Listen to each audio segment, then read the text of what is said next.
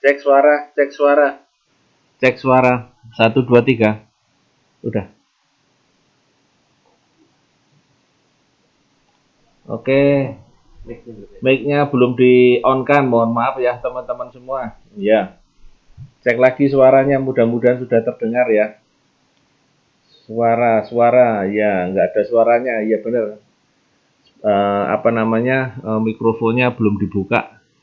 Maaf, ini pakai ruang 3.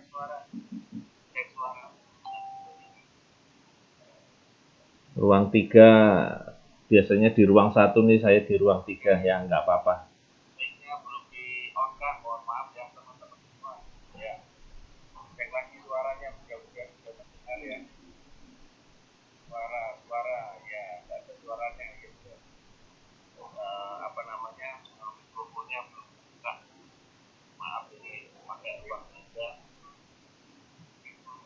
Oke. Terima kasih Bu Heni, terima kasih Pak Joko Ari, ya teman-teman semua, mitra-mitra semua. Saya nggak sebutin satu-satu, ternyata cukup banyak ya pagi-pagi ya bergabung di kita di sini. Bu Sundari, terima kasih. Ya, jauh-jauh di Palembang nih Bu Sundari. Ya, ada Bu Via, ya Bu Noviana, alhamdulillah banyak banget ya. Bu Noviana, Bu Lina, sudah ada ya suaranya ya sekarang. Tadi mikrofonnya belum kebuka, mohon maaf. Iya, cukup lumayan oke, ya. Nampu Karangayung ya hadir Pak Samiono, ya alhamdulillah. Oke Pak Tri Canggih, terima kasih atas konfirmasinya. Suaranya bagus nggih, matur nuwun. Oke. Oke, cukup banyak ya. Iya. Terima kasih. Ya.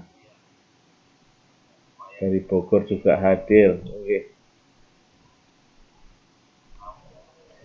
Oke. Ini lumayan kita bisa mulai teman-teman semua. Ya. Hari ini saya akan cerita tentang anggur, berbagi tentang anggur. Ya, hari ini berbagi tentang anggur di mana banyak permintaan dan mulai agak viral mengenai tanaman anggur ini ya, karena tanaman anggur ini memang banyak dibudidayakan selain untuk buah tapi juga sebagai untuk penaung tanaman atau di para-para ataupun di tempat-tempat barangkali tempat-tempat wisata dan lain sebagainya dipakai untuk para-para peneduh ya. Jadi sambil jalan-jalan sambil kita bisa melihat buah anggur ataupun barangkali panen anggur ya, panen anggur. Iya, ini kita lanjutkan ya, kita lanjutkan. Banyak yang masih bergabung rupanya, oke, nggak apa-apa. Terima kasih Pak Chandra Kusuma. Ya, saya juga sering lihat videonya beliau, keren. Ya. Oke, teman-teman. Oke, saya pindah dulu di sini ke PowerPoint-nya ya. Baik, ya. Assalamualaikum warahmatullahi wabarakatuh. Salam sejahtera untuk kita semuanya. Selamat pagi mitra-mitra semuanya, teman-teman semua, dan salam agro. Ya, hari ini kita akan berbagi tentang anggur. Ini mohon maaf tempat duduk saya masih saya ini paskan supaya nyaman ya. Baik. Iya. Assalamualaikum warahmatullahi wabarakatuh. Salam sejahtera. Teman-teman, mitra-mitra dan Facebook di Facebook Pertanian ya, di Facebook Pertanian NASA. Saya doakan semoga teman-teman semua panjang umurnya, semoga selalu sehat dan selalu menjaga kesehatan ya, dan selalu bermanfaat untuk orang, menjadi orang yang bermanfaat untuk orang-orang di sekitar kita.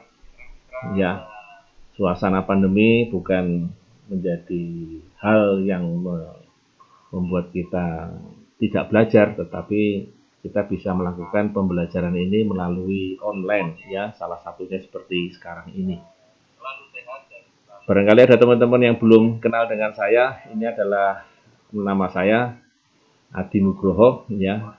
Biasanya kami mengawal untuk bidang pertanian, perkebunan, dan juga hama penyakit. Dan latar belakang saya pernah bekerja di grup Astra, ya, kemudian di perkebunan BUMN di Aceh, dan sekarang di PT Natural Nusantara. Ya, itu adalah latar belakang saya. Ya, dan sekarang saya di Natural Nusantara ini. Ini adalah kantor kita, ya, kantor kesayangan kita ini di PT Natural Nusantara. Jalannya sekarang adalah Jalan Siliwangi nomor 72, Salah Abri Hangko, Gamping, Sleman, ya. Nah, sekarang saya berada di lantai 2 di ruang 3, ya. Dan ada sedikit perubahan, barangkali kalau teman-teman nanti ke kantor ada perubahan di sayap sebelah kiri dari kantor sudah ada tambahan untuk parkir kendaraan, sehingga nanti kalau setelah nanti pandemi barangkali untuk parkir kendaraan kita sudah ada tambahan lokasi. Nah, teman-teman, mitra-mitra, ini kita mulai dengan tanaman anggur, ya, tanaman anggur, di mana ini jenisnya cukup banyak, cukup beragam, dan cukup bermacam-macam teknis budidayanya, ya. Namun kali ini tentu saja akan saya sampaikan secara dasar, secara umum, dan kita tambahkan tentang teknis dengan teknologi NASA yang kita punya, ya, yang kita punya. Ini adalah salah satu impian saya, barangkali juga teman-teman juga. Kita punya rumah, kita punya anjang-anjang atau para-para seperti ini, kita bisa berkebun tapi tidak terlalu panas.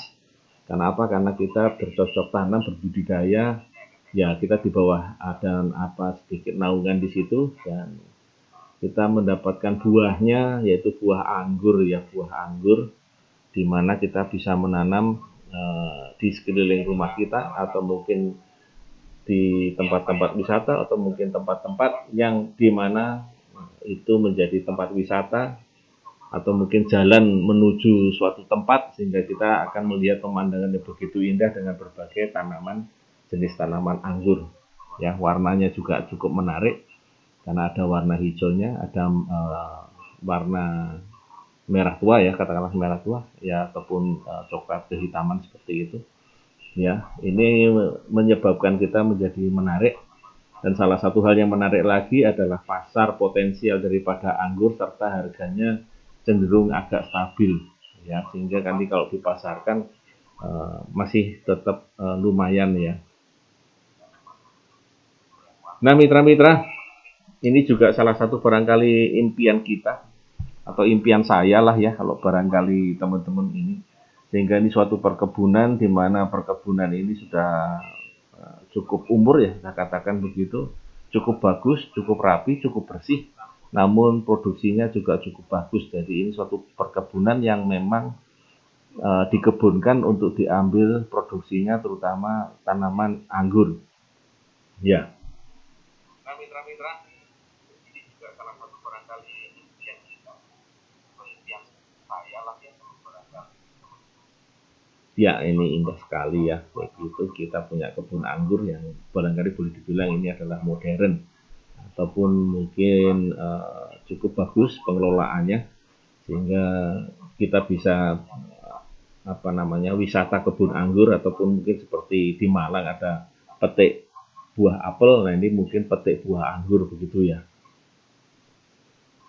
Kenapa kita menanam tanaman buah anggur? Ya, tentu saja kita ingin mendapatkan manfaatnya. Selain sebagai tanaman buah, ternyata buah anggur juga membantu untuk menurunkan berat badan, menjaga kesehatan jantung, menurunkan kadar kolesterol, ya, kemudian meredakan gejala alergi dan peradangan, Nah, ini menawan penuaan dini, menjaga kesehatan otak dan sebagainya dan sebagainya. Artinya manfaatnya cukup banyak ya, cukup banyak. Ya, rasa manis dari anggur ini pun juga membantu kita untuk memberikan manfaat yang luar biasa untuk tubuh kita. Ya, kadang bisa juga untuk mengendalikan gula darah, ya, dan mencegah kanker. Nah, beberapa syarat yang mesti dipenuhi untuk menanam tanaman anggur ini, ya secara umum, karena ini kan kita banyak jenis tanaman yang ada di Indonesia, baik itu tanaman anggur lokal maupun anggur impor. Namun secara umum, anggur ini dapat tumbuh di dataran yang rendah, ya umumnya di dataran yang rendah, artinya ketinggian yang diharapkan adalah dari 0 sampai 300 meter di atas permukaan air laut. Ya, lebih dari itu tentu saja tanaman anggur agak lama ya untuk mengeluarkan buahnya, sekaligus juga nanti buahnya juga nanti berbeda produksinya. Ya. Kemudian anggur ini memerlukan sinar matahari yang banyak. Ya, bisa terbuka sampai 100% atau mungkin kita bisa sekitar 80% ya. Namun dia juga memerlukan udara yang kering ya. Ini memerlukan udara yang kering. Sementara suhunya membutuhkan suhu kurang lebih sekitar 23 hingga 31 derajat Celcius. Kelembapannya ya ini 75 sampai 80%. Ya, curah hujan yang diharapkan ini optimum untuk menghasilkan produksi anggur adalah 800 mm per tahun. Ya, ini membantu kita karena tanaman anggur ini adalah tanaman di mana banyak membutuhkan air. Ya, ini di atas ini.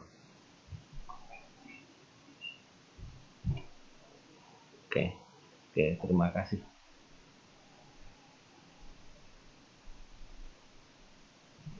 Ya, saya lanjut ya. Ini tadi ada bukan informasi, tetapi iklan yang lewat. Ya. Kemudian secara global lagi, lebih besar lagi, maka bisa dituliskan seperti ini ya. Tentu saja yang perlu saya lihat di sini adalah tentang pH ya, pH pada kesesuaian lahan S1 maupun S2 rata-rata memerlukan kelas lahan yang normal. Kelas lahan yang normal artinya antara 5,5 sampai 7,3 ya. Kurang lebih seperti itu. Jadi kalau bisa kita upayakan ya setidaknya antara angka 6 sampai angka 7 lah untuk membantu supaya pupuk yang kita berikan akan diserap oleh tanaman dan di mana nanti akan diubah menjadi buah dan nanti buahnya akan menyesuaikan dengan pupuk yang kita berikan. Beberapa jenis anggur yang ada di Indonesia ini menurut Bali Jestro ya, ada beberapa, ada jenis Kediri atau nama lainnya barangkali Yellow Belgi ya, bentuknya lonjong ya kurang lebih. Kemudian masih memiliki biji 2 sampai 3 biji per buahnya. Ya, kemudian hasil panennya dari Kediri ini bisa mencapai 15 sampai 25 kilo per tanaman ataupun per pohon per tahun. Ya, satu tanaman ini ya. Kemudian ada Jestro AG86, ini bentuknya bulat, hasilnya lebih sedikit daripada Kediri tadi, 9 sampai 16 kilo per pohonnya. Ya, kemudian masih memiliki biji 1 sampai 4. Ya, ini lebih banyak bijinya. Tapi juga ada yang lebih sedikit. Kemudian ada Jestro AG60, ini dirilis tentu saja dari Bali Jestro ya. Itu nama lainnya Maro Seedless ya, artinya hampir tanpa biji. Ya. Jumlahnya untuk potensinya adalah 10 sampai 25 kilo per pohon per tahunnya. Kemudian ada Janetes SP1 ya. Kemudian ada Jestro AG45 atau Caroline Black Rose, itu nama lainnya juga. Kemudian ada Bali atau Alfonso Lavalle ya. Ini di Bali juga ada nama anggur yang nama lainnya adalah Alfonso. Ya, ini bisa mencapai 15 sampai 20 kilo per pohon per hektarnya atau 34 buah per tandannya. Ya. Kemudian ada Prabu Lestari atau Red Prince. Ya, ini memiliki bentuk yang agak lonjong ya. Masih ada bijinya 1 sampai 3. Kemudian hasilnya produksinya 5 sampai 15 ton per hektarnya. Ya. Ini bisa mendapatkan 44 sampai 121 buah per tandanya, jadi cukup banyak. Ya, kemudian untuk Probolinggo biru, ya ini Probolinggo biru 81. Ini bisa 12 sampai 20 kilo per pohon per hektar ya. Ya, kemudian Probolinggo super atau kardinal ya. Ini beberapa varietas unggulan yang ada di Indonesia ya. Kemudian untuk varietas yang terdaftar di kementerian, ini tadi Kediri kuning ataupun Probolinggo super, Bali ataupun Alfonso tadi, ya Probolinggo biru 81, Jestro AG5, Jestro AG45, Jestro AG86 ataupun Jestro AG60 ya. Ini yang terdaftar. Ya ada beberapa tempat kalau kita lihat di berbagai tempat atau di YouTube atau di media sosial barangkali ada jenis-jenis yang berbeda ataupun mungkin nama lain ya seperti misalnya kalau kita bilang Jestro AG5 itu kurang lebih Isabella misalnya begitu, itu adalah nama lain ya.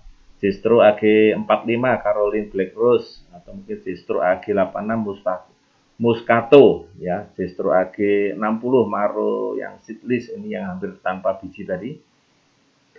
Kemudian yang Bali ini adalah Alfonso Lavalle ya. Ini adalah biasanya orang mencoba anggur Alfonso atau mungkin orang juga mengenalnya anggur Bali atau anggur Alfonso Lavalle ya. Kemudian Probolinggo super saya sebut juga kardinal. Kemudian Prabu Bestari ini kadang-kadang disebut juga adalah Red Prince ya. Jadi banyak nama lain yang mungkin dikenal oleh lingkungan penggemar perangguran ya, perangguran bukan pengangguran tapi perangguran dengan nama-nama yang lain. Ada juga nanti ada Jupiter dan lain sebagainya, itu adalah bisa nama lain, bisa juga jenis yang lain yang mungkin belum terdaftar ataupun yang banyak digunakan oleh teman-teman petani anggur di Indonesia. Ada yang diambil sebagai batang bawahnya atau mungkin diambil untuk batang atasnya ya. Nah, berdasarkan BPS ini produksi anggur kita, saya dapatkan tahun 2016 adalah 9.505 ton ya. Pada tahun 2017 ini peningkatannya luar biasa 11.735 ton ya, naik. Dan tahun 2020 ini juga ada kenaikan, namun angkanya belum saya dapatkan untuk yang fix ya atau yang benar-benar resmi. Kemudian luas lahan dan potensi anggur di Indonesia ini saya dapatkan angka di tahun 2012 ya. Ini ada di beberapa daerah. Ini terutama di daerah Buleleng yaitu di daerah Bali, itu juga ternyata ada sentra anggur yaitu karena memang mungkin ada beberapa tanaman anggur ini digunakan juga untuk dibuat minuman ya, Nah, beberapa waktu yang lalu ada salah satu mitra kita yang masuk di sana untuk mencoba teknologi kita ini untuk masuk di sana, dan kebetulan saya bantu untuk diskusnya di sana ya. Karena di sana ada buahnya nanti akan diambil untuk dijadikan minuman. Kemudian di angka tahun 2019 di seluruh Indonesia ternyata untuk anggur ini ya, kalau dari total banyak ada di daerah yang pertama ini dilihat kita di sini adalah 14 ton itu dari Jogja. Kemudian dari Bali 13.000 ton ya, 14 ton dengan 13.000 ton ya, tadi di daerah Buleleng di daerah Bali, dan sekarang ada beberapa tempat di daerah Bali yang bercocok tanam ataupun berbudidaya anggur ya. Jadi cukup banyak di daerah Jogja maupun di daerah Bali yang mungkin barangkali hubungannya adalah banyak orang yang suka makan buah anggur. Secara global di Indonesia ini kita ada produksi ya kurang lebih sekitar 13.000 ton hanya khusus untuk anggur itu tahun 2019. Nah, kita kembali di sini adalah tahun 2019. Jadi permintaan maupun penggemarnya pun untuk tanaman anggur ini cukup banyak. Nah, teman-teman semua, kita mulai dengan persiapan lahan terlebih dahulu ya, karena kita lihat ini adalah tanaman yang di kebun ya. Nanti di dalam pot ataupun polybag kurang lebih persiapannya hampir sama ya. Hampir sama utamanya di medianya. Ya. Yang pertama adalah untuk di persiapan lahan. Kalau kita menggunakan lahan, ini kita upayakan lahannya adalah lahan yang benar-benar gembur, benar-benar subur, supaya tanaman anggur kita ini untuk 3 tahun ke depan, ya kurang lebih 3 tahun depan, itu bisa menyerap pupuk yang nanti akan kita berikan. Ya.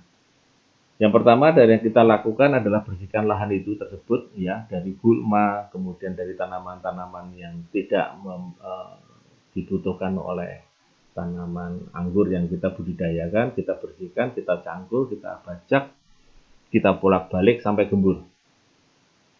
Nah, kita lakukan tambahan pemberian dolomit dari awal, ya ini sesuai dengan pH tanah. Kalaupun kita punya alat pH meter, bisa kita sesuaikan ya berapa nanti dolomit yang kita taburkan sesuai dengan pH angka di pH meter yang kita colokkan di tanah. Ya, ini akan membantu kita memberikan jumlah dolomit yang dibutuhkan untuk mendapatkan angka pH sesuai dengan tanaman anggur yang tanaman anggur yang memerlukan pH yang tadi saya sebutkan membutuhkan pH netral ya. Ini bisa kita berikan di lubangnya saja ya atau kita taburkan secara merata. Ya. Kalaupun kita belum punya alat pH meter, ya kita belum punya alat pH meter atau mungkin jauh dari mana-mana, ya mungkin setidaknya kita tabur antara 300 kilo hingga 500 kilo per hektarnya kita ratakan, ya baru kemudian kita buat lubang tanam, ya baru kita biarkan kurang lebih sekitar 1 bulan untuk lebih lubang tadi sudah bisa beraerasi ataupun mendapatkan oksigen dari luar. Kemudian yang perlu kita perhatikan di sini pada lahan, ya terutama pada lahan, ini adalah saluran irigasi air yang masuk dan saluran irigasi untuk pembuangan.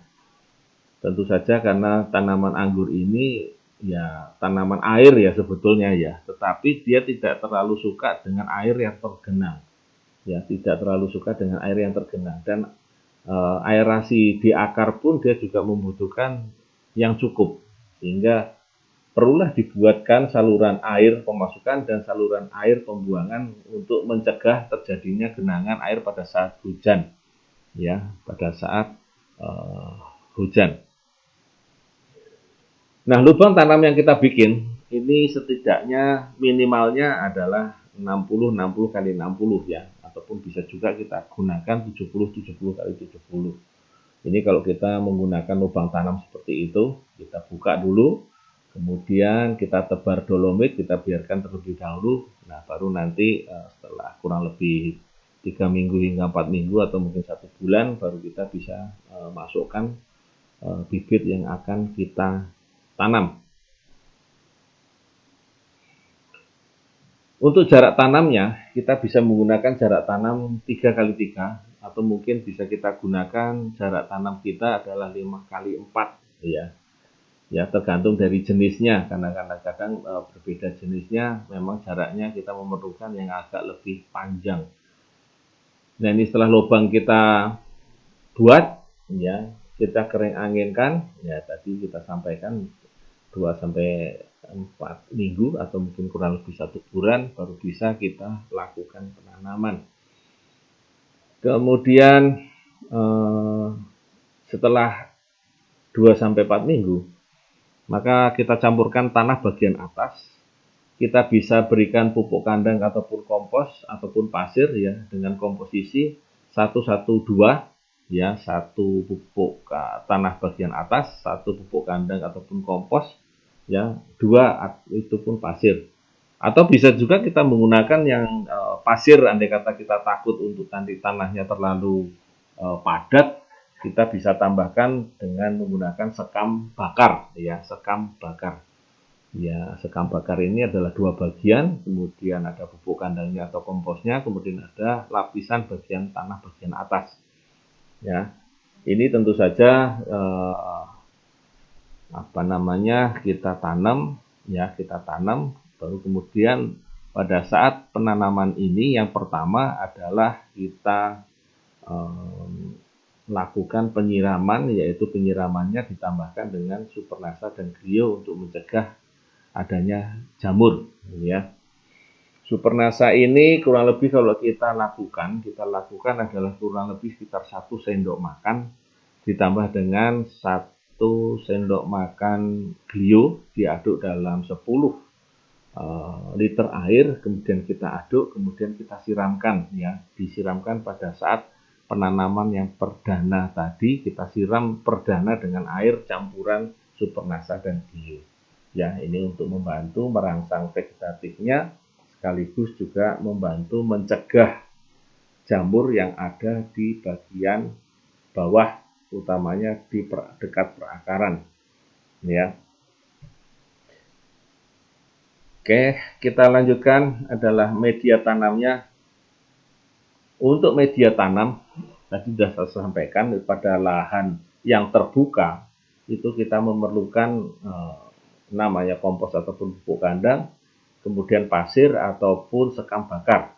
Ya, pada tanaman pot itu minimal yang kita gunakan adalah diameter 40 cm ya, makin besar makin baik. Ya, itu campurannya adalah pasir dan pupuk kandang, sekam bakar ataupun kompos ataupun casting ya. Kemudian tanah, sekam bakar, kompos ataupun pasir. Ya, ini adalah yang paling umum digunakan pada tanaman anggur ya.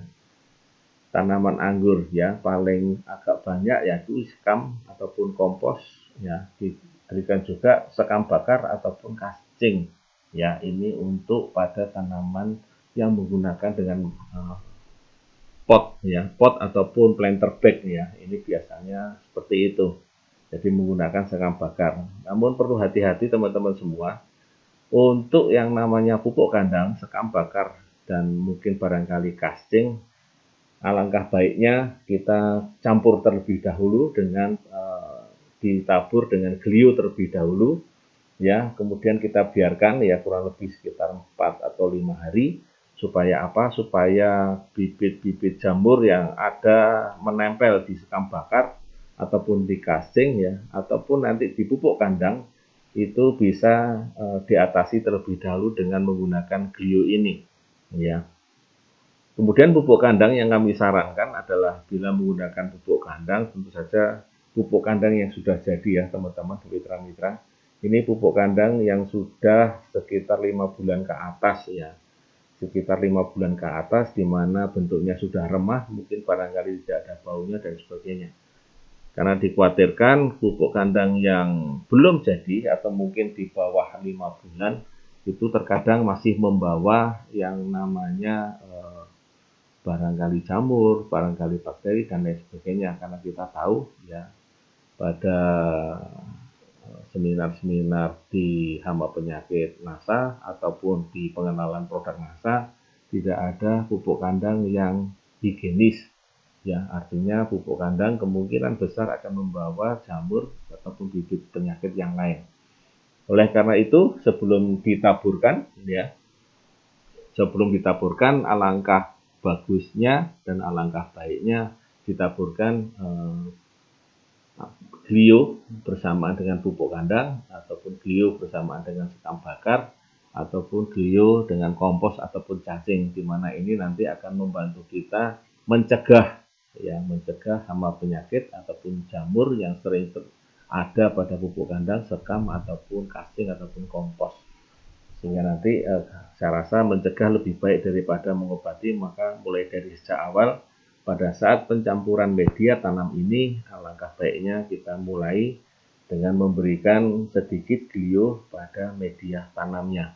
Ya. Kemudian kita mengambil bibit. Jadi bibit ini ada yang bisa kita ambil melalui atau mungkin membenihkan sendiri atau membuat bibit sendiri, bisa melalui dari bijinya atau bisa melalui dari steknya, ya.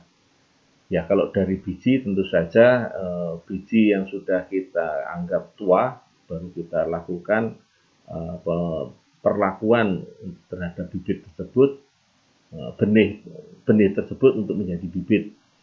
Kemudian untuk stek tentu saja kita lakukan dengan cara, ada beberapa cara yang barangkali kita bisa lihat barangkali di media-media lain seperti YouTube, ya. Nah, setelah kita dapatkan bibitnya, barangkali kita juga beli dari bibitnya dari tempat yang lain. Harapan kita adalah umur bibit ini kurang lebih sekitar 1,5 sampai 2 bulan, ya, teman-teman semua. Ya, kemudian kalau kita bisa lihat akarnya ataupun kita bisa sobek dari polybagnya, setidaknya perakarannya sudah mulai tumbuh, yaitu sekitar 5 sampai 10 cm. Kemudian tanamannya adalah tumbuh sehat, ya. Tumbuh sehat artinya tanaman-tanaman itu bisa kita lihat kalau tanamannya hijau, kemudian barangkali sudah ada daunnya juga bagus, ya, perkembangannya bagus. Dan yang terpenting sudah ada tunas duanya, ya, sudah bertunas, ada 2 tunas yang minimal ada di bibit yang kita tanam. Untuk jarak tanam tadi sudah saya sampaikan, untuk lahan ya setidaknya 3x3 ini cukup bagus, ya. Cukup bagus untuk ukuran 3x3, walaupun gambar yang tadi saya sampaikan di depan itu barangkali jaraknya hanya sekitar kurang dari 2 meter, ya.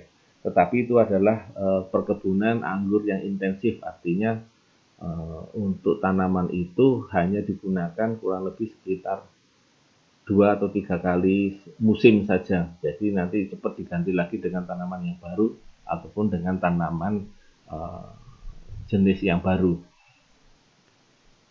Dari jarak tanam 3x3 ini memerlukan, ya, tanaman kurang lebih sekitar 890 batang per hektarnya. Sedangkan untuk jarak tanam 5x4 memerlukan 500 batang per hektarnya, ya. Ini belum untuk sulaman, ya. Biasanya sulamannya kurang lebih sekitar 10%, ya. Rata-rata sekitar 10%. Jadi tinggal kita tambahkan 89 tanaman untuk sulaman, andai kata nanti ada yang mati, ataupun 50 tanaman nanti andai kata ada yang mati ataupun kurang begitu bagus pertumbuhannya. Nah, setelah kita siapkan tadi lubangnya, setelah kita siapkan lagi barangkali untuk ajirnya dan lain sebagainya, mungkin tempatnya, ya, lahannya sudah kita sedemikian rupa kita bersihkan, ya. Ini 1 bulan sebelum ditanam, ada baiknya bibit yang akan kita tanam ini kita sudah adaptasikan ke lahan, ya, ke lahan. Ya, tentu saja tidak langsung terbuka, andai kata itu lahan terbuka, tetapi kita bisa lakukan ditaruh di tempat yang sedikit agak teduh, ya, tetapi tetap mendapatkan penyinaran seperti pada lahan. Jadi kalau boleh dibilang sinar mataharinya mungkin sekitar 70-80%, ya. Jadi bukan 100% langsung dibuka di lahan, tetapi ada sedikit naungan supaya bibit yang akan kita tanam tadi bisa adaptasi ke lahan, ya. Berbeda pada tanaman tabu lampot atau tanaman dalam pot, ya. Ini tentu saja bisa kita lakukan secara langsung ataupun tidak terlalu lama antara bibit yang kita beli dengan media tanam yang sudah kita siapkan untuk tanaman dalam pot. Untuk penanamannya ini rata-rata, ya, rata-rata dilakukan anggur ini pada akhir musim hujan, ya, ya sekitar April atau Juni lah ya kurang lebih. Ini seperti sekarang ini pun sudah bisa kita tanam karena ini sepertinya curah hujannya sudah mulai banyak berkurang ya. Lubang tanam tadi sudah saya sampaikan jumlahnya minimal ataupun yang eh, standar paling minimal ya kalau boleh dibilang, karena makin besar makin bagus supaya tanahnya tetap subur, yaitu adalah 60 kali 60. Kemudian yang beberapa orang ataupun banyak orang yang menggunakan juga tambahan sekam bakar dan kompos ataupun menggunakan dengan casting ya. Ini menjaga supaya aerasi di perakaran itu cukup bagus. Nah, kita gunakan sekam bakar tadi. Ya, pot itu minimal diameternya adalah 40 cm ya. Lebih besar lebih bagus. Untuk pakai planter bag yang ukuran lebih gede lebih bagus ya. Nah, setelah media tanam kita siapkan, kita campur, kita aduk, kemudian kita tambahkan glio dari situ kalau bisa di situ, kalaupun tidak, maka pada saat penyiraman yang pertama kita lakukan dengan campuran super nasa, yaitu dengan 1 sendok super nasa ditambah dengan 1 sendok glio ya, kita aduk dalam 10 liter air kita siramkan ya.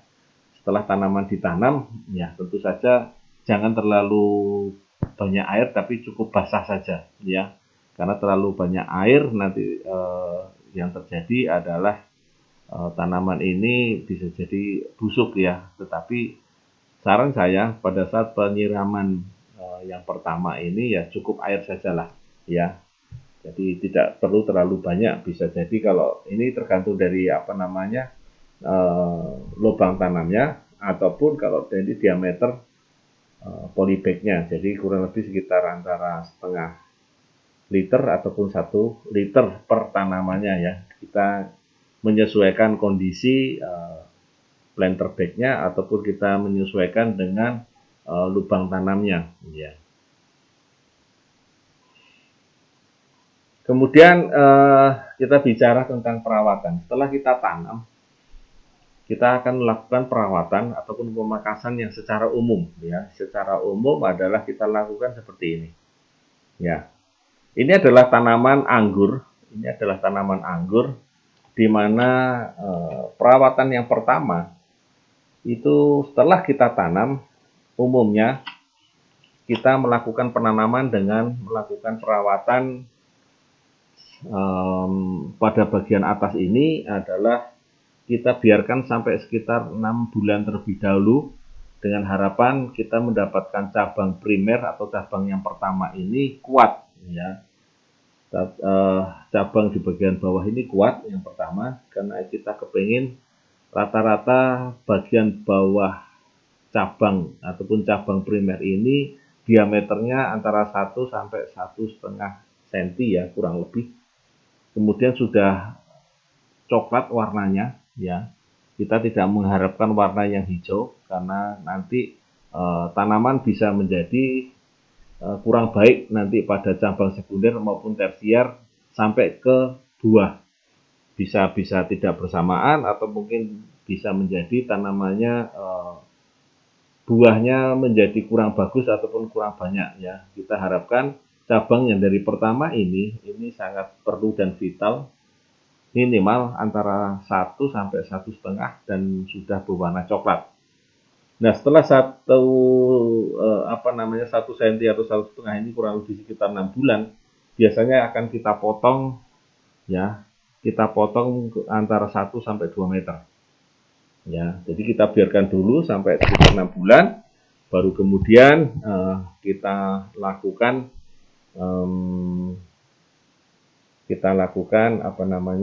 pemangkasan atau pemotongan pada ketinggian antara 1,5 sampai 2 meter ya. Bisa sampai 1,5 pun sudah bisa.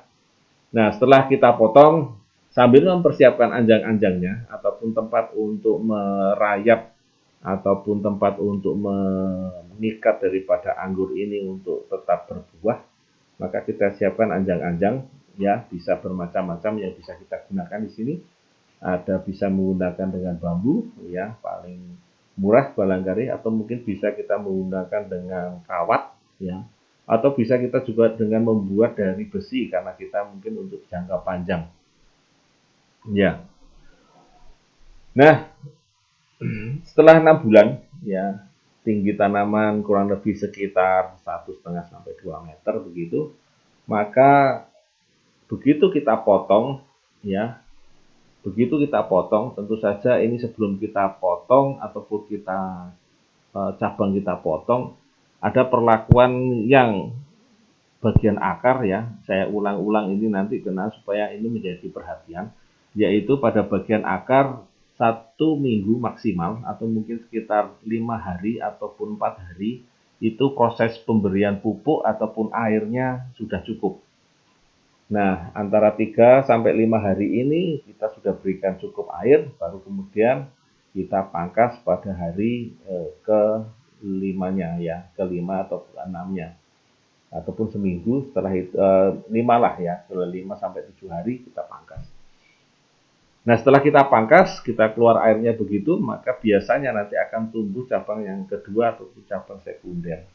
Ya, biasanya ini rata-rata yang dibiarkan untuk menjadi cabang sekunder ini rata-rata 2 sampai 4 cabang saja. Jadi tidak semua cabang dipelihara, tetapi cukup 2 sampai 4 saja, ya, minimalnya 2.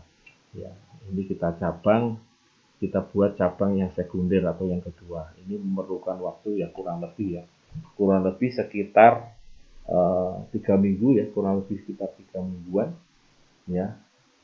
Kemudian cabang sekunder ini dalam perjalanannya tentu saja supaya nanti mudah, ya, mudah untuk menjadikan cabang yang tersier tadi berbentuk, maka dinaikkan ataupun dibentuk menjadi T atau huruf T atau dinaikkan dan diikatkan seperti T, ya.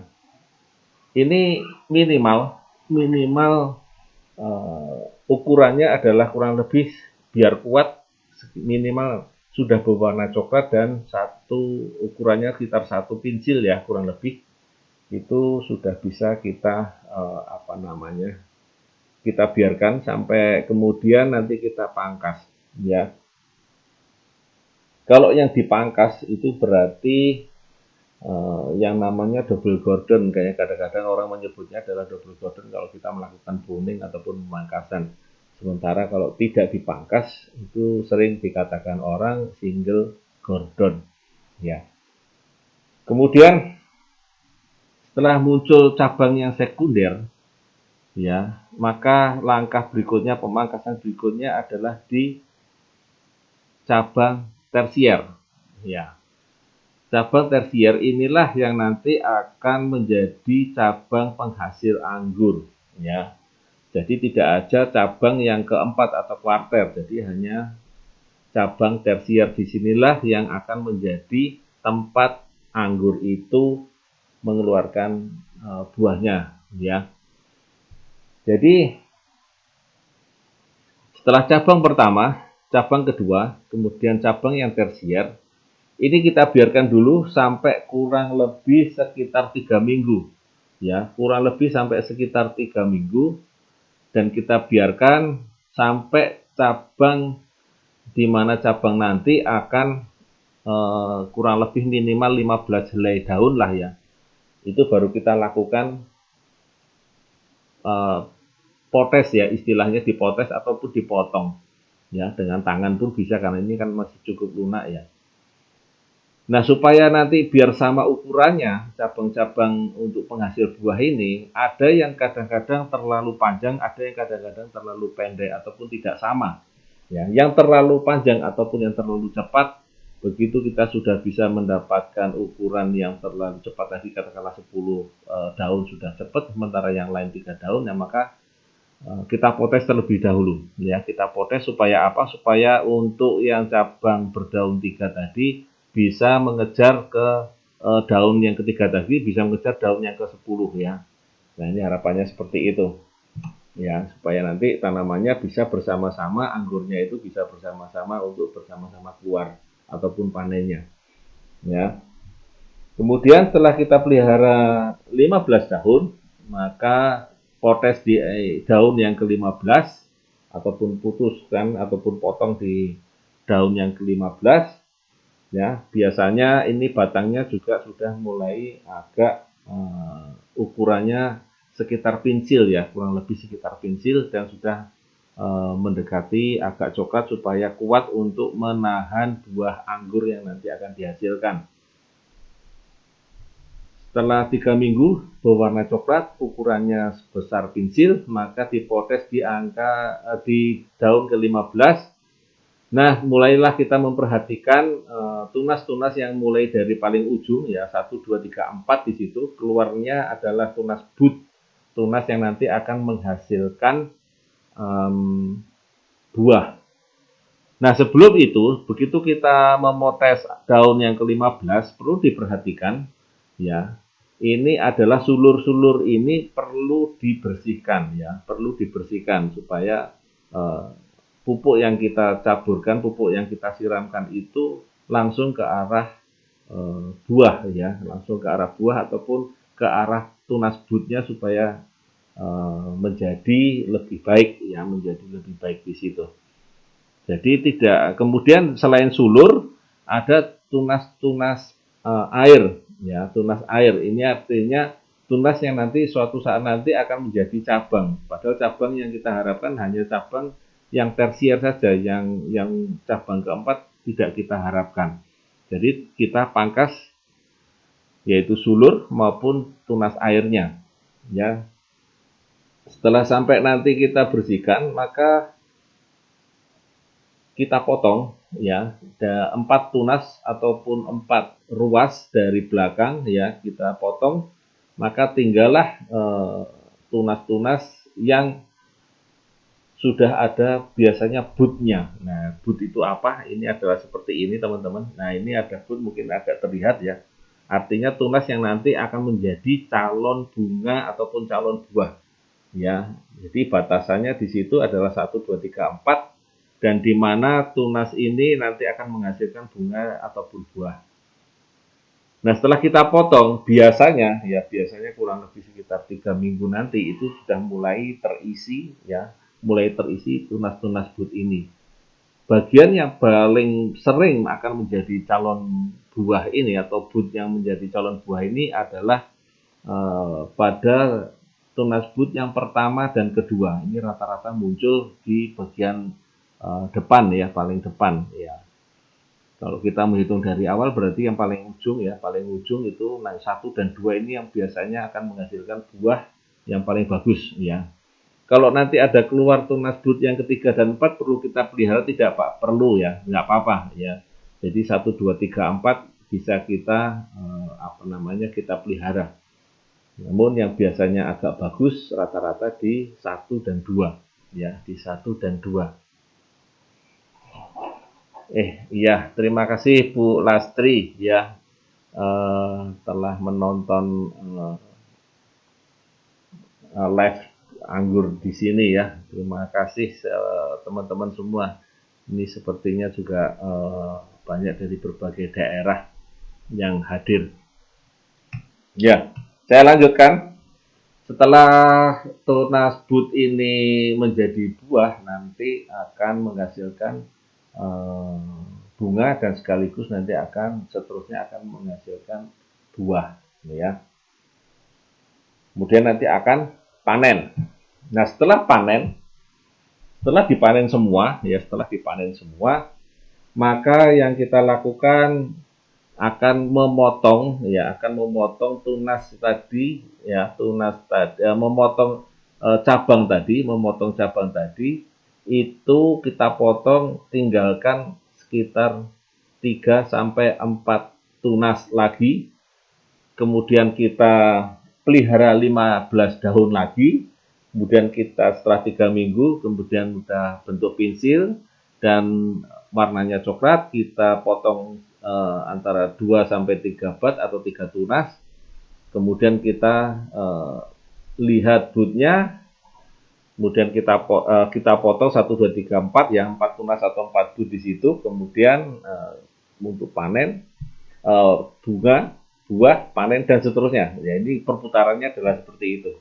Ya, jadi perawatan bunga ataupun pemangkasannya adalah seperti itu, biasanya dilakukan untuk mendapatkan hasil yang bagus. Ini 1 tahun bisa kita lakukan panenan itu kalau secara teori adalah 3 kali. Tetapi untuk mendapatkan hasil yang bagus dan perawatan yang bagus kadang-kadang cukup 2 kali. Kemudian ini tanaman ini untuk menghasilkan buah yang rutin ya dan menghasilkan kualitas yang tetap bagus, rata-rata setelah 3 tahun kita lakukan perbaikan tanaman mulai dari nol lagi, mulai dari menanam dari awal lagi ya. Bahkan untuk mendapatkan kualitas yang maupun jumlah tanaman ataupun jumlah dompolan yang lebih banyak, itu biasanya kita gunakan usia tanaman satu musim tanaman anggur ini rata-rata 3 tahun kita tanam lagi dengan tanaman yang baru lagi. Namun banyak juga mitra-mitra kita yang hobi pada tanaman anggur ini, ada yang sampai beberapa tahun sampai mendapatkan buah sampai barangkali lebih dari 3 tahun ya.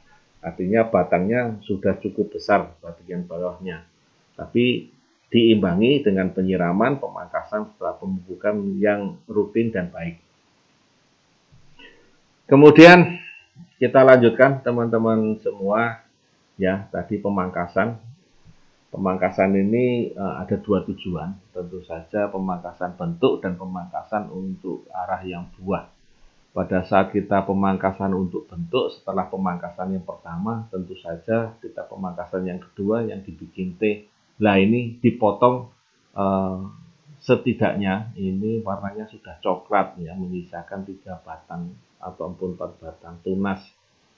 Kalaupun warnanya nanti masih hijau, dikhawatirkan yang pertama adalah buahnya nanti buahnya nanti panennya tidak seragam.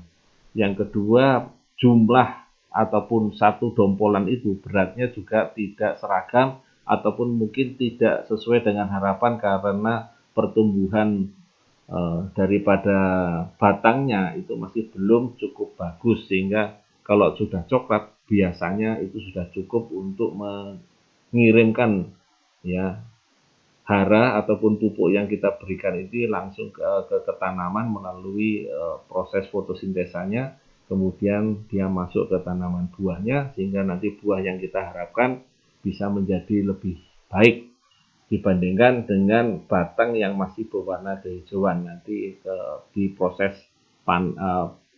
buahnya yang kurang begitu bagus. Kemudian pada batang yang sudah dipangkas ya, ini biasanya muncul tunas 4 tunas baru dan ada yang diambil hanya 3 saja, artinya hanya kita membuang 1 tunas yang perkembangannya kurang baik ataupun buruk sehingga kita hanya memelihara 3 tunas. Ini untuk pemangkasan bentuk ya. Kalau untuk ini pemangkasan bentuk ini biasanya pada cabang sekunder ya. Ini kemudian kita mengarahkan tunas, ada 2 tunas ke kiri dan ke kanan, 1 tunas lagi dibiarkan lurus ya. Jadi ada 3 yang nanti akan menjadi tempat cabang ketiga, di mana cabang ketiga nanti untuk calon buahnya. Kemudian untuk sudah mencapai panjang 1 meter, nah ini baru kita potong dengan menyisakan 3 tunas. Ya, ini cabang pertama biasanya juga di situ kurang lebih sekitar 6 bulan ya untuk mendapatkan panjang serta kulit yang berwarna coklat. Nah ini untuk tunas bentuk. Sementara tunas buah tadi sudah saya sampaikan untuk pembuatan cabang pertama ataupun primer, sekunder maupun tersier. Ini biasanya dilakukan pada bulan-bulan April, ya, Agustus, September. Ini kita lakukan pemangkasan untuk buah. Baik teman-teman semua, hal yang lain yang perlu kita perhatikan adalah pengairan dan penyiraman. Ya, tentu saja kita sudah tahu ya teman-teman semua, yang namanya anggur ini adalah banyak menyimpan air dan tanaman yang banyak menyimpan air khususnya pada buahnya ya.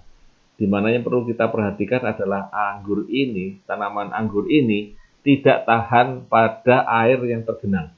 Ya, tidak tahan. Ya, artinya tidak tahan, cepat dia terjadi pembusukan ataupun nanti tanamannya juga kurang begitu bagus. Ya, kemudian anggur membutuhkan pengairan yang harus dilakukan mulai dari tanam sampai pemangkasan. Ya, artinya seperti halnya manusia juga, ya manusia ini juga tidak akan lepas daripada air karena setiap hari kebutuhan airnya perlu dicukupi supaya tidak terjadi kekurangan air. Kalau kekurangan air maka sel-selnya akan menjadi sel gabus ya untuk pada tanaman anggur. Kalau pada manusia mungkin akan merasa kehausan dan kering pada bagian leher. Tetapi pada tanaman anggur begitu kita terlambat memberikan airnya maka bisa jadi tanaman batangnya nanti akan menjadi sel gabus. Ya, sel gabus kalau terlalu banyak maka tanamannya akan menjadi bisa patah ataupun mungkin tanamannya pertumbuhannya kurang begitu baik atau terhambat. Ya. Kemudian sebelum dipangkas ya, jadi setelah kita lakukan penanaman, tentu saja tadi sudah saya sampaikan adanya pemangkasan bentuk dan pemangkasan buah. Sebelum kita melakukan pemangkasan, ya selalu saya ingatkan tadi di awal adalah tentang air dan pupuk. Jadi harus ada air dan pupuk yang cukup. Nah, sebelum dipangkas baru kita hentikan, ya. Kita hentikan, ya 3 atau sampai 4 minggu sebenarnya air harus dihentikan. Jadi baru kita pangkas. Tapi sebelum 2-3 minggu atau mungkin barangkali saya sampaikan sekitar 5 hari itu air sudah mesti dihentikan ya untuk membantu pemangkasan tadi ya, airnya cukup tetapi juga tetap mengalir pada bagian batangnya. Kemudian setelah pemangkasan ya, setelah kita lakukan pemangkasan 2-3 hari itu disiram. Setelah dipangkas 2 hari 3 hari kita siram ya sampai air ujung rantingnya mengeluarkan air.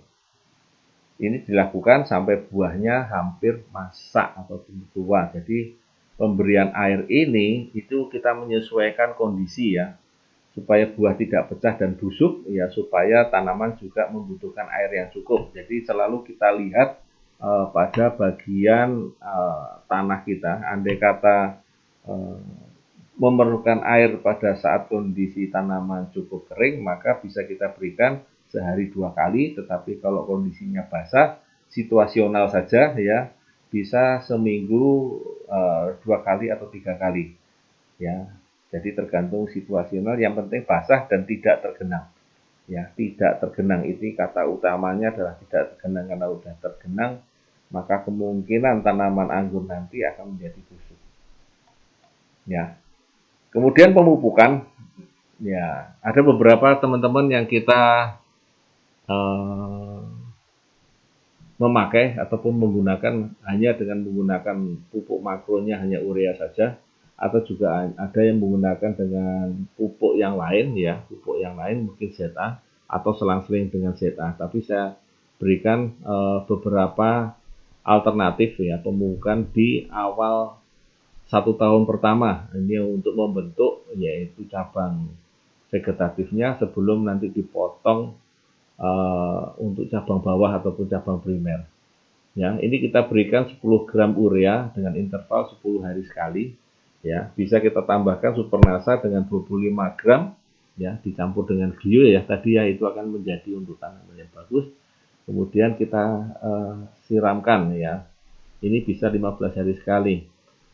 Nah, pemupukan yang pertama ini biasanya kita lakukan setelah seminggu ya, paling aman ya 10 hari ya, paling aman 10 hari ya, kita bisa siramkan pemupukannya bisa bersamaan ya, antara supernasa dengan urea kita campurkan, kita siramkan, tapi jangan dicampurkan dengan glio karena nanti glio disendirikan saja. Kemudian untuk semprotnya kita bisa menggunakan dengan VOC Nasa dan hormonik dalam 1 tangki dengan ukurannya, dosisnya adalah 3 tutup nasalnya dan 1 tutup hormoniknya dalam 10 sampai 15 tangki atau 10 sampai 15 liter air per tangkinya. Ini bisa kita semprotkan 10 hari sekali ya. Usia 4 bulan sampai 6 bulan kurang lebih sama, cuman dosisnya ditambah sedikit ya, cuman waktunya agak sedikit bertambah. Kemudian sampai menggunakan 6 bulan kita menggunakan dengan ureanya ditambah, dosisnya pun juga ditambah pada supernasanya maupun penyemprotan POC-nasa maupun hormonnya. Ada juga yang menggunakan dengan pupuk kandang seperti ini ya. Beberapa teknik yang menggunakan pemupukan seperti ini. Kita menggunakan pupuk kandang di usia 0 sampai 3 bulan, ada NPK di sini, ada urea di situ ya. Untuk dua jenis pupuk makro ini kita lakukan dengan selang-seling 10 hari sekali. Jadi sekali lagi pemupukan yang pertama itu dilakukan setelah seminggu atau sekitar 10 hari. Nah baru kita lakukan pemberian pupuknya, pupuk makronya. Kemudian supernasanya itu kita bisa berikan ya di 15 gram ya, 15 gram bisa ditambah dengan glio untuk mencegah jamurnya. Kita siramkan ya, kita siramkan pada saat yang pertama kali bersamaan dengan pupuk yang tadi juga bisa. Kalaupun kita menggunakan pupuk kandang bisa kita kurangi hingga mungkin kurang lebih sepertiganya saja lah ya kalau misalnya kita pakai. Jadi kita nggak perlu memakai 50 kilo ini. Artinya 50 kilo ini tidak diberikan dalam waktu satu kali, tetapi selama 3 bulan kita bisa bagi 3. Kalau kita menggunakan supernasa, pupuk kandang ini bisa kita kurangi hanya mungkin sekitar 10 sampai 15 kilo saja. Ya, ini cukup menghemat ya, cukup menghemat kalau kita jauh dari mana-mana dan jauh untuk mendapatkan pupuk kandang, kita bisa menggunakan dengan supernasa 15 gram ya per tanaman. Ini kita bisa berikan 15 gram ataupun bisa 15 gram kita campur dengan air 10 liter, kita tambahkan dengan glio, baru kemudian kita siramkan. Ini agak sedikit menghemat ya, mungkin sama seperti tadi sekitar 15 hari sekali. Ini kita lakukan sesuai dengan tabel, umur dari 0 sampai 3 bulan, 3 sampai 6 bulan, 6 sampai 9 bulan, dan 9 sampai 12 bulan. Jadi untuk yang NPK dan urea ini selang-seling ya, ini selang-seling ya, dan ini untuk yang pertama adalah 10 hari sekali selang-seling antara NPK dan urea. Kemudian pada bulan 3 sampai 6 ini NPK dan ureanya selang-seling 15 hari sekali. Kemudian 6 bulan sampai 12 bulan ini selang-selingnya antara 30 hari sekali, jadi hampir setiap bulan selang-seling gantian. Nah, sementara dosis supernasanya kita tambahkan di situ ya. Pupuk kandangnya tadi saya sampaikan bisa dikurangi sampai tinggal antara 10 sampai 15 kilo saja kalau kita menggunakan dengan teknologi NASA ini. Untuk penyemprotannya kita bisa semprotkan ya, dosis yang kita sarankan adalah 31 ya, pada usia 0 sampai 3 bulan ya, kita semprotkan setelah 10 hari tanam, kita semprotkan ya, cukup di daunnya ya, cukup di daunnya kita semprotkan di situ. Ini dosis untuk satu tangki, yaitu tangki ukuran antara 12 sampai 15 liter air ya, kita semprotkan di situ ya. Ini bisa kita semprotkan antara 7 hingga 10 hari juga, dan seterusnya kita kira sampai nanti di bulan 12 bulan berikutnya dengan dosis yang tertera seperti pada tabel ya. Nah ini untuk tanaman muda ya, tanaman muda antara 0 sampai 12 bulan ya. Nah untuk tanaman yang berikutnya pada umur yang 1 tahun, 2 tahun dan seterusnya, ini pemakaiannya pupuk ini bisa kita lakukan ditambah dengan SP36 ataupun KCL untuk pupuk makronya. Ya, dosisnya seperti tertera pada tanaman ini dosis untuk kurang lebih sekitar 1 tahun ya, bisa diberikan setiap 4 bulan sekali. KCL-nya juga demikian. Nah, kita untuk tanaman yang seperti ini kita tidak menggunakan dengan super lagi, tetapi kita sarankan dengan menggunakan power nutrisi ya, power nutrisi. Ataupun kalau kita tidak menggunakan power nutrisi bisa juga kita semprotkan ataupun kita selang-seling juga dengan menggunakan fluid top. Ya, di sini saya belum tuliskan dengan fluid top. Ini fluid top untuk disemprotkan. Nah, penyemprotan NASA dan hormonnya ini dosisnya adalah 4:2 ya, sampai nanti di usia 7 tahun bisa 5:2. Ya, ini bisa kita lakukan juga dengan Green Star ditambah dengan hormonik. Satu saset Green Star ditambah dengan hormonik ya, ini untuk satu tangki ukuran 12 sampai 15 liter air. Atau bisa juga kita menggunakan dengan BSA yang sudah direndam ya, sudah direndam. Ini kemudian kita semprotkan dengan kita mengambil air rendaman tadi kurang lebih sekitar 3 sampai 4 tutupnya, kita tambahkan dengan hormonik akan jauh lebih baik. Ya, satu tutup kita semprotkan. Ya, ini penyemprotannya juga sama, kurang lebih sekitar 15 hari sekali. Ya. Khusus untuk pemberian urea ataupun SP36 yang ini SP36 ini diberikan 5 hari sebelum pangkas. Jadi khusus untuk urea, maaf ya, ini khusus untuk urea kita berikan 5 hari sebelum pangkas. Jadi 5 hari sebelum dipangkas itu kita berikan pupuk, kita berikan air terlebih dahulu, ya, baru kemudian setelah 5 hari baru kita lakukan pemangkasan. Ya, kurang lebih seperti itu. Nah, untuk SP36 bisa setelah kita lakukan pemangkasan. Nah, KCL ini kita berikan sebelum urea masuk. Jadi KCL terlebih dahulu 10 hari sebelum tanam, 5 hari berikutnya baru urea, 5 hari berikutnya baru pangkas, kemudian berikutnya adalah SP36. NASA dan hormonnya di mana? NASA dan hormonnya nanti kita bisa berikan setelah pemangkasan. Ya. Baik, itu untuk pemupukan teman-teman semua. Kemudian hal yang terpenting lagi adalah tentang hama dan penyakit ya, tentang hama dan penyakit. Ya, ini menjadi salah satu kendala yang untuk teman-teman perangguran ya, karena apa? Karena ini kan adalah tanaman air di mana tanaman ini sangat sensitif terhadap jamur, juga sensitif terhadap hama ya, jadi artinya mudah sekali terserang oleh jamur ataupun hama ya.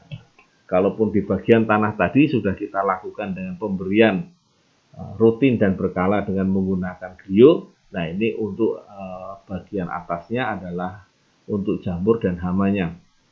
Kita mulai dari penyakit, yaitu penyakit utama pada tanaman anggur ini ya. Penyakit utama pada anggur ini adalah yang pertama, ini adalah downy mildew ya, warnanya seperti coklat seperti itu. Ini adalah jamur di mana akan timbul bercak-bercak kuning ya, kehijauan akan meluas dari coklat, akhirnya nanti daunnya jatuh. Kemudian pada cuaca lembab ini bercak menjadi putih bertepung hingga menjadikan daunnya kering dan rontok ya.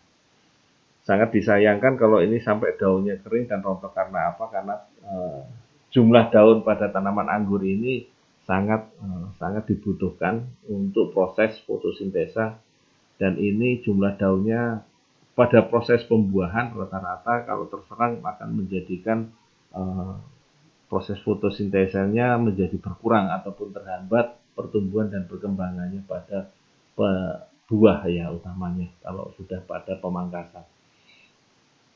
Nah, ini seperti itu kalau pada ini, apalagi yang diserang tidak hanya pada daunnya tetapi juga pada buahnya. Maka bisa buahnya menjadi kecil-kecil, menjadi busuk, kemudian coklat kehitaman, dan akhirnya lama-lama rontok ya. Ini kalau sudah seperti ini mau tidak mau ya mesti akan dilakukan digunting, dibuang ya, diambil buah-buah yang tidak terserang karena ini penyakit jamur yang dimana akan mudah menyebar dan mudah menular pada tanaman yang lain ataupun pada buah yang lain ataupun pada daun yang lain ya.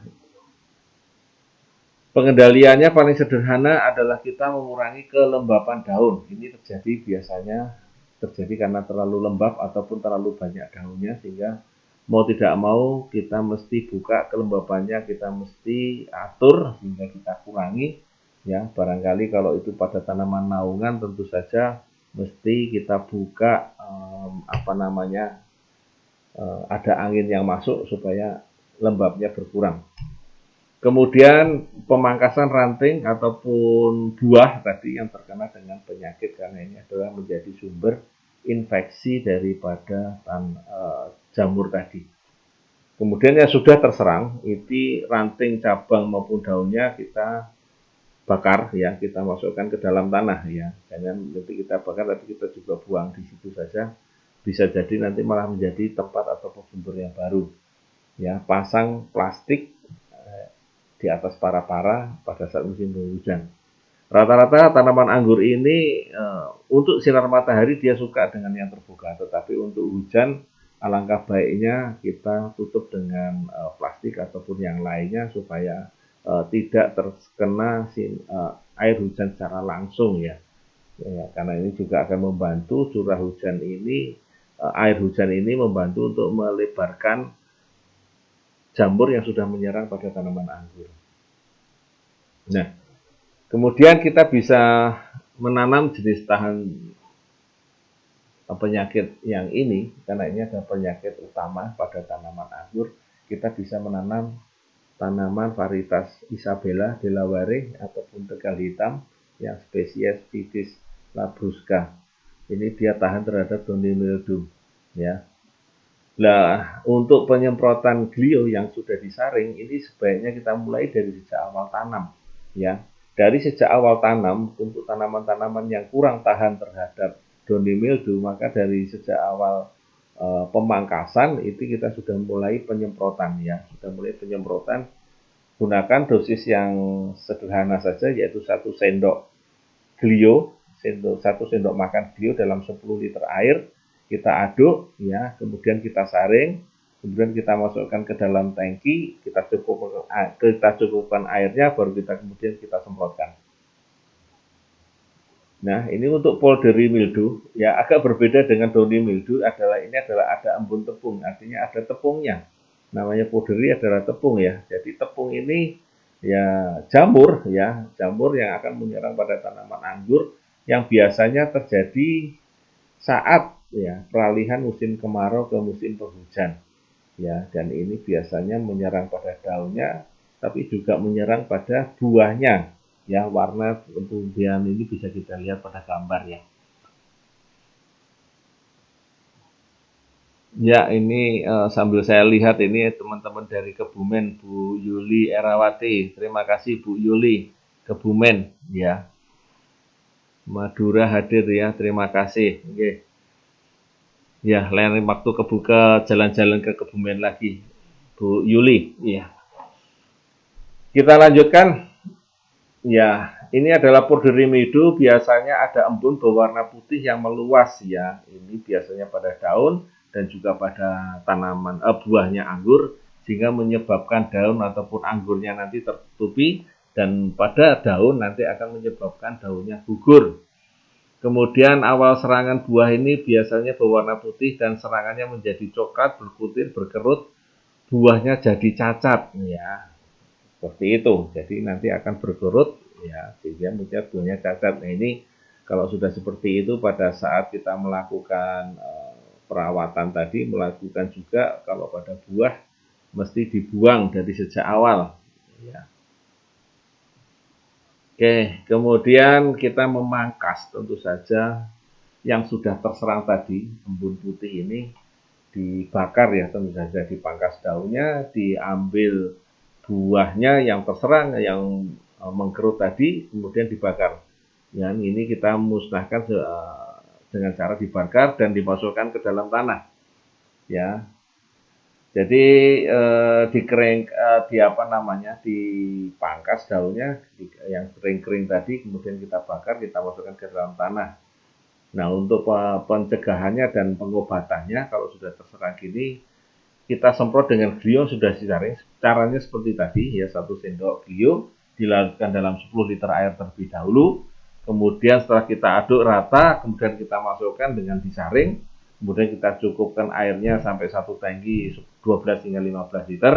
Kita semprotkan, dan khusus untuk musim hujan ini mohon kiranya sering dilakukan ataupun diulang rapat waktu penyemprotannya, jadi agak rapat penyemprotannya ya, sering diulang.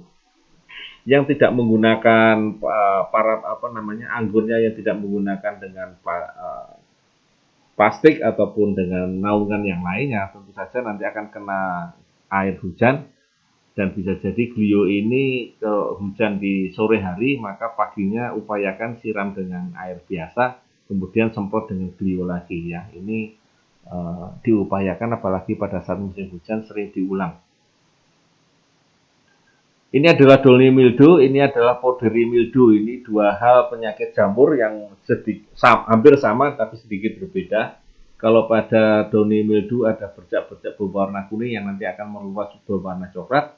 Sementara pada powdery mildew ini ada bercak-bercak warna putih, kayak embun seperti itu, kayak serbuk seperti itu, berwarna putih yang nanti meluas juga sama, nanti akan berwarna putih, kemudian nanti akan menjadi coklat. Dua-duanya ini adalah penyakit utama pada tanaman anggur. Maka kami sarankan untuk pencegahannya dari sejak awal semprotkanlah glio ya. Mungkin tidak terlalu sering, tetapi akan lebih baik kita mulai dengan dosis yang rendah terlebih dahulu, supaya apa? Supaya jamur glionya sudah berkembang di seputaran tanaman terlebih dahulu, belum ada jamur-jamur yang lain ataupun nanti mencegah jamur yang lain ya, untuk membantu mencegah jamur yang lain, karena mencegah lebih baik daripada mengobati. Sekali lagi, karena kita sudah terserang seperti ini, biasanya sebarannya cukup cepat dan biasanya juga agak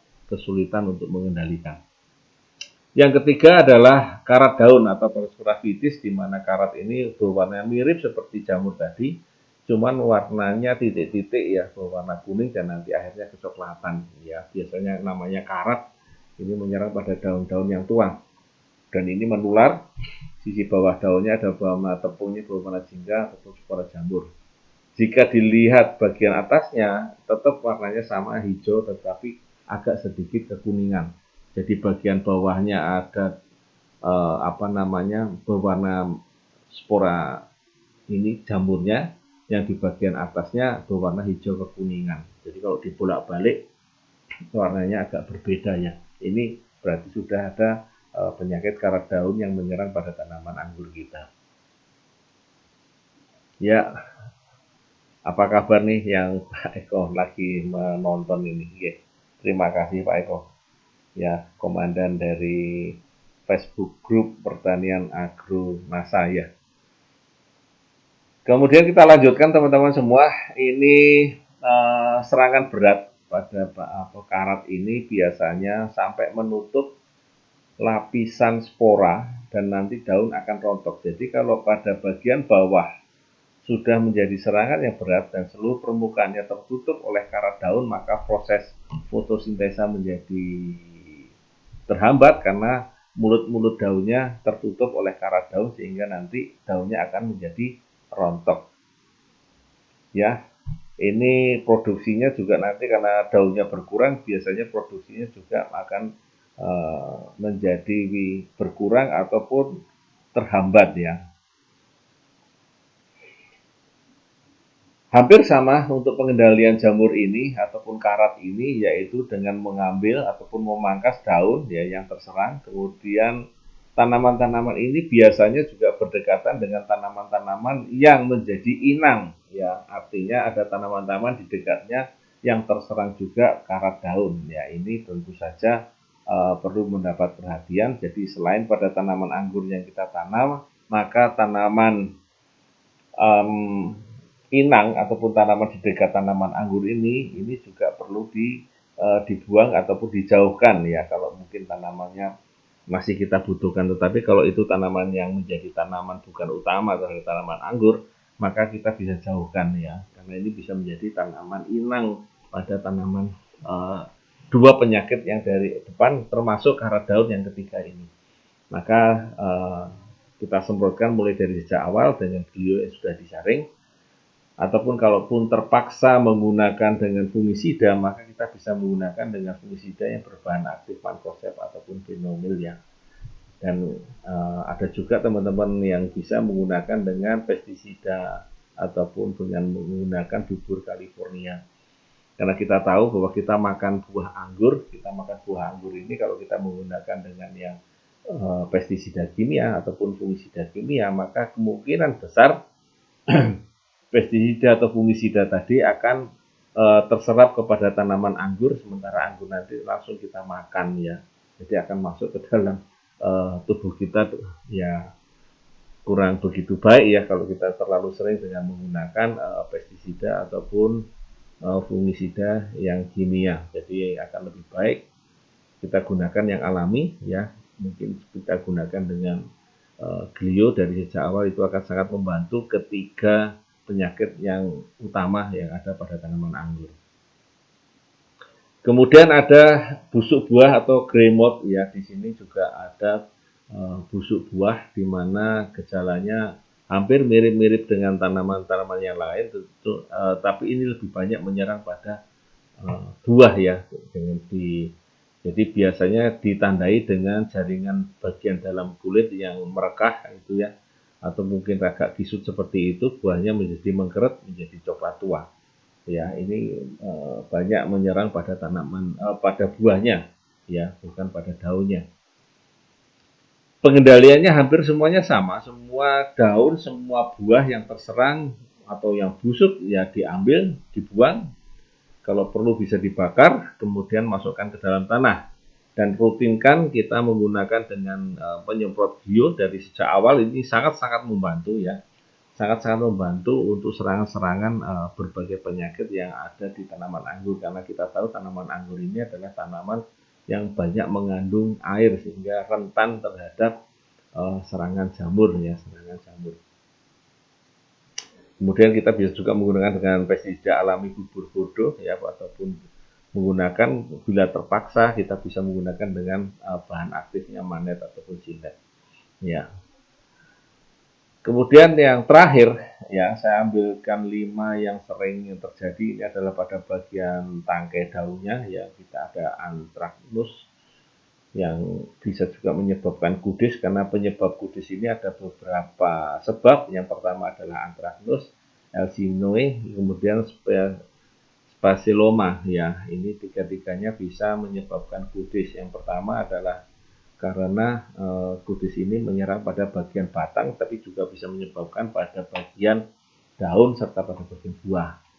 Nah, ini bercak kelabu di bagian tepi berwarna coklat kemerahan ya. Serangan pada buah maka akan mengeras dan berkudis ya. Tentu saja kudis ini seperti kayak benjolan yang muncul pada bagian daun ataupun tanaman ataupun batang. Sama pengendaliannya, sanitasi, pengendalian, kemudian buah-buah yang terserang, daun yang terserang, ataupun batang yang terserang, mau tidak mau kita lakukan, kita pemangkasan, kita pruning ya, kemudian kita ambil, kita buang ke dalam tanah ya, kemudian kalau bisa kita bakar supaya jamurnya tidak menyebar kemana-mana ya. Kemudian rutinkan dengan penggunaan Glio yang sudah disaring. Nah, ini sejak awal kita lakukan seperti itu untuk mencegah itu, maka akan lebih baik kalau dilakukan dari sejak awal penanaman. Jadi utamanya pada saat musim hujan ini tentu saja penyemprotan akan jauh lebih baik untuk mencegah. Karena sudah terserang maka mau tidak mau kita mesti rutin, dan kalau terpaksa kita baru bisa menggunakan dengan fungisida ataupun pestisida ya, fungisida untuk utamanya untuk jamur. Ya, saya sapa dulu nih teman-teman. Oh ya, ini ada Bu Disna Erliansah. Terima kasih Bu Disna. Ya, salam buat Pak Bayu atau Pak Triyono yang ada di sana. Terima kasih. Ya, yang sedang menonton, mudah-mudahan bisa memberikan manfaat buat teman-teman semua. Ya, Bu Ika Wulandari. Oke, terima kasih ya. Ya, selamat melihat dan live di sini. Mudah-mudahan bisa memberikan manfaat untuk jaringannya. Kembali kepada yang terakhir tadi tentang penyakit, yaitu sanitasi, tetap pemangkasan ya. Dan untuk mencegah saya sarankan 5 penyakit yang utama pada tanaman anggur ini akan lebih baik kalau kita menggunakan secara rutin ya Glio. karena ini adalah penyakit yang barangkali tidak bisa kita hindari karena tanaman ini adalah rentan ataupun sensitif terhadap jamur. Jadi sering-seringlah semprot-semprotlah dengan menggunakan Glio, walaupun mungkin dosisnya agak rendah nggak apa-apa ya, yang penting rutin. Ya mungkin dosisnya cuma 1 sendok teh per tangki nggak masalah ya, tapi yang penting rutin. Ya supaya apa? Supaya Glio yang kita semprotkan bisa menghadang penyakit-penyakit yang akan menyerang pada tanaman anggur kita. Ya, kemudian untuk hama ada beberapa hama yang mungkin cukup mengganggu pada tanaman anggur kita, yaitu yang pertama adalah Apogonia. Ya, ini kumbangnya kalau makan seperti itu ya. Jadi kalau kumbangnya makan bukan seperti kayak ulat dari pinggir, tetapi juga kayak belalang, makannya dari tengah. Jadi agak lubang-lubang seperti itulah. Ya namanya destruktor, maka sering juga kumbang daun ini adalah Apogonia destruktor. Ini adalah hamanya ya. Warnanya cakep ya, cuman dia perusak. Jadi sangat merusak anggur kita. Kemudian ini yang kecil-kecil tapi juga berbahaya, yaitu tungau atau mite. Ya, ini warnanya putih. Biasanya di bawah daun kita lihat seperti itu, warnanya putih-putih. Jadi waspadalah, utamanya pada bagian bawah daun. Kalau di bagian atas daun mungkin tidak terlihat karena dia lebih suka di bagian bawah daun. Ya. Kemudian tungau merah ini juga cukup berbahaya, warna tungaunya juga merah. Hampir mirip seperti gejala pada penyakit Downy mildew tadi, ya. Ada coklat kekuningan, tetapi jangan lupa kalau kita buka di bawahnya ada titik-titik sedikit berwarna merah, kalaupun bisa kita peka di situ. Kalau kita menyerang pada bagian buahnya, nah itu kita juga menyebabkan buah kita menjadi mengerucut menjadi kisut-kisut seperti itu ya, hampir sama ya gejalanya. Cuman kalau dari penyakit biasanya ada titik-titik warna putih ataupun warna yang lain. Ini adalah Phylloxera ya, hampir sama juga. Ini semuanya nempel pada bagian bawah daun. Sehingga bagian bawah daun ini rutinlah kita melihat gejala-gejalanya, ataupun mungkin kita lihat apakah sudah ada jamur ataupun mungkin hama yang menyerang pada tanaman anggur kita, maka kita lihat bagian bawah daun ya, kita lihat bagian bawah daun. Ya, ini adalah Phylloxera, kecil-kecil warnanya ini, tapi sangat berbahaya, maka menyebabkan warna daunnya menjadi ada yang kuning, ada yang hijau, dan serat-serat daunnya nampak. Ya, nah ini seperti ini benjol-benjol ini, dan kalau sudah jadi kupu ataupun jadi lalat ya, jadi lalat seperti ini Phylloxera vitifolia. Ya, ini jadi ada lalatnya. Maka saran kami ya dua-duanya ini mulailah disemprotkan dari sejak awal dan rutin ya, dosis kecil sekalipun tidak masalah untuk mencegah ya. Untuk mencegah dosis kecil tidak masalah. Ya, maka dosis kecil tidak masalah untuk kita lakukan penyemprotan dari sejak awal karena mencegah lebih baik daripada mengobati. Kemudian panen ya. Setelah kita melakukan perawatan, pemupukan, dan lain sebagainya, ya, maka kita masuk pada langkah yang terakhir, yang langkah yang paling menyenangkan adalah kita panen dari hasil yang sudah kita tanam, yaitu panen. Umur panen ini biasanya tergantung dari jenis yang kita tanam, jenis anggur yang kita tanam, kemudian iklim, di mana iklim tempat tanaman anggur itu kita tanam, serta ketinggian tempat. Di atas 300 meter di atas laut, maka biasanya panennya agak mundur, ya, panennya agak mundur. Untuk daerah-daerah yang rendah, ini umurnya kurang lebih sekitar 90 sampai 100 hari setelah pangkas. Ya, jadi setelah pangkas. Ya, kemudian untuk daerah dataran tinggi ya agak sedikit lebih lama, yaitu 105 sampai 110 hari. Ya, jadi kalau dalam satu daerah ini satu tanaman anggur itu bisa kita panen bisa mencapai 3 kali panen ya kalau dalam 1 tahun ya, tapi biasanya rata-rata seringnya adalah 2 kali ya, seringnya adalah 2 kali. Dan ada juga yang dibikin anggur ini berbuah di luar musim ya, membuahkan di apanya sepanjang kali menanam. Ini ada beberapa trik ya, termasuk untuk penggunaan pupuknya, yaitu kita dengan menggunakan pupuk nutrisi itu adalah anggur ini bisa dipetik tanpa musim, kalau boleh dibilang begitu ya, tanpa musim. Artinya ada yang nanti panen, besok lagi bulan depan ada yang panen, besok lagi ada yang panen, artinya bisa disetel ya, nanti bisa disetel. Nanti kita bisa kita lihat para perangguran teman-teman mitra di anggur, di grup-grup anggur di Indonesia. Nanti Bapak Ibu bisa lihat di situ bahwa anggur bisa dipanen ya, dipanen beberapa kali dalam dalam satu lahan, bisa dipanen beberapa kali ya. Kemudian kita lanjutkan di sini ya, untuk tanaman anggur setelah ini panen. Jadi panen anggur bukan ada anggur yang dipanen pada saat bulan-bulan tertentu banyak atau bulan-bulan tertentu yang lainnya ada sedikit, tetapi kita bisa setel, kita bisa atur supaya buahnya bisa selalu ada buah yang dipanen. Untuk masa panen rata-rata ini umumnya dimulai 30 hingga 70 hari setelah muncul buah. Ya kurang lebih sekitar 1 sampai 2 bulan lah ya. Yang biasanya dari warna hijau menjadi kuning untuk varietas jenis yang putih, atau merah menjadi ungu untuk varietas yang merah ya. Ini biasanya akan mengalami peningkatan gula dan penurunan asam pada buah-buahan ya. Jadi akan mengalami peningkatan gula atau rasa manisnya dan penurunan rasa asam di dalam buah-buahan ya pada fase-fase ini. Kemudian tingkatan kemasakan buah yang baik yang dipanen adalah warna dalam satu tandan atau satu dompolan itu sudah rata. Butir buahnya ini kalau kita lepas sudah mudah ya, dan buahnya kenyal serta lunak. Secara umum, secara global di belahan bumi utara ya, sebagian besar varietas matang dari Agustus sampai November.